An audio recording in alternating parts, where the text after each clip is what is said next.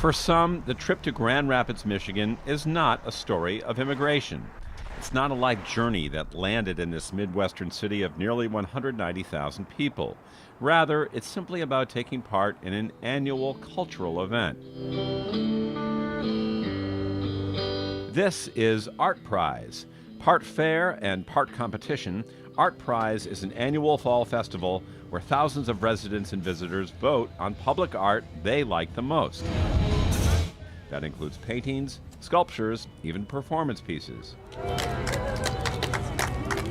There is, to some extent, a noticeable uniformity in the crowd. Largely, the faces are white, a reflection of the history of Western Michigan. Jerry Johnson is a sociologist at Grand Valley State University and studies changing demographics. I think it is an accurate perception that Grand Rapids has historically been a very white, conservative Dutch Reform community. That's how a big enclave, sort of like we're talking about a century ago, of people from Holland landed here and they really got a foothold in Grand Rapids. The Dutch Reform group has really become, I think, the most powerful group in business and in anything related to how the norms and values and culture of Grand Rapids. And that group has dominated sort of the landscape more than any other group. But Johnson is quick to point out what the public can't see quite so easily on a visit to Art Prize.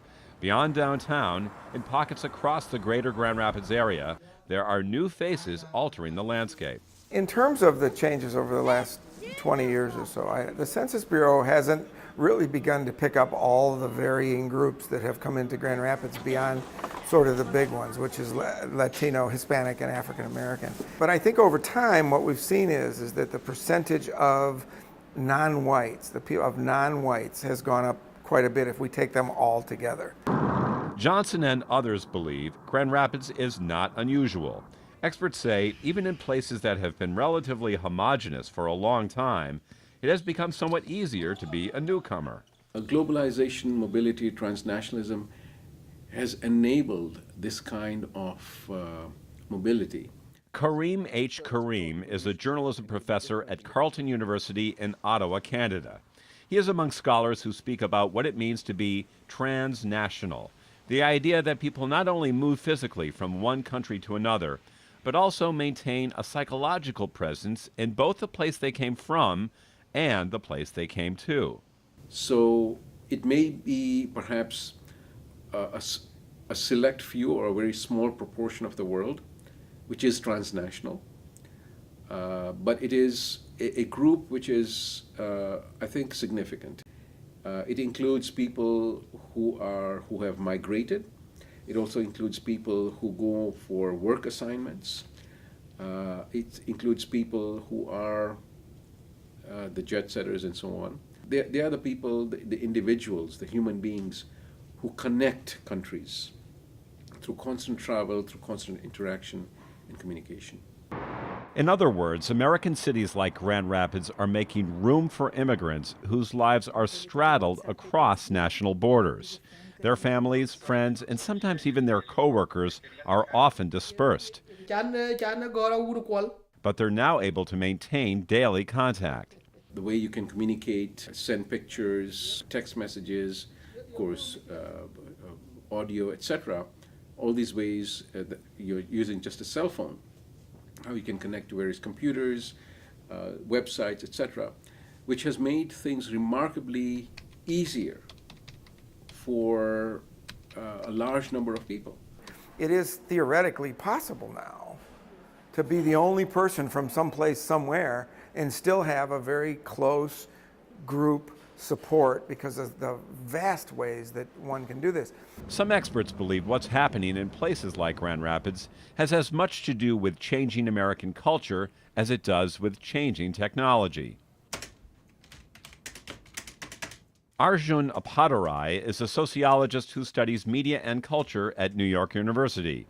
He believes the U.S. is becoming less of a melting pot and more culturally hybrid, where immigrants have greater freedom to carry more than one identity at the same time. They don't see a zero-sum relationship between wanting to be American and continuing to be or wanting to be as Vietnamese or Indian as they were. So this is already one interesting question, that this country, there's something in the cultural milieu that allows you to imagine that that's okay. Now obviously there are issues, racism and so on and so forth, or moments where there are tensions about this or that part of the world, and then it projects onto the local community. But generally speaking, unlike say France, where there's a strong pressure to just become French, in the US there's more room for hyphenation. Appadurai writes about what he calls imagined worlds. The idea that people can simply imagine the possibility of leaving their homeland and living somewhere else. hoặc thăm trang nhà princesslife.com, công ty dược thảo. International media, he argues, fuels that imagination. 我在跟他们说生孩子的事儿。当然吃了。 One factor in all of this is the rise of ethnic media, like this Chinese TV drama. 把它百叶下进去，只要一大卷儿是这时候不能长的。 It's made in China, but accessible via satellite to Chinese immigrants across the globe. There's also what's called diasporic media, foreign language content created in the places where immigrants have arrived. Spanish language networks like Univision, for example, are headquartered in the U.S. The channel broadcasts to Americans, but reaches an international audience as well. You have different manifestations of what's happening. You have certain ethnic media which may be completely devoted to the old country, others which are very much engaged with the society where people are living, and others, mostly diasporic media, which are also engaged with the old country. Karim acknowledges this kind of heritage media is comforting, but he believes all these high-tech connections can stall or even prevent some healthy assimilation. And if one only looks at homeland media, then you might as well not have moved from the old home country, because you've isolated yourself in this bubble. What is the point of moving? You're basically hurting yourself by not exposing yourself, by not looking at a variety of stimuli and educational experiences and cultural experiences that the new society has to offer. In Grand Rapids, some communities are engaged in what's known as cultural reproduction. That means they often replicate religious and ethnic institutions and create a social structure similar to the one they left behind. For sociologists like Jerry Johnson, the question is, will these communities remain as enclaves and close themselves off, or will they become more connected to the mainstream? True multiculturalism doesn't allow for single group domination, because true multiculturalism, this inclusiveness that we're talking about, starts to over time mean that more diverse voices are at the table, right? So that it becomes more difficult to just say, we're a Republican, conservative Dutch community. That narrative has to change over time. Our story now moves from the more familiar faces that have defined Grand Rapids to the less familiar ones that may define it in the future. These are the individual stories of some fairly new and not so new immigrants who've made a home here. So we would plant some hot chili. There is Tan Tran, a young woman from Vietnam who is living with her grandparents and starting a life after going to college here. Sarah Williams is from Venezuela and Ecuador and is making the transition from a life where she couldn't afford media technology Dime en inglés, para que te entiendan. to one where she can. For some, the transition has been centered on upward mobility. And people think Modi अच्छा रहेगा. Suresh and Alka Bhargava have been in the U.S. for more than 20 years and blend their past from India with their present life.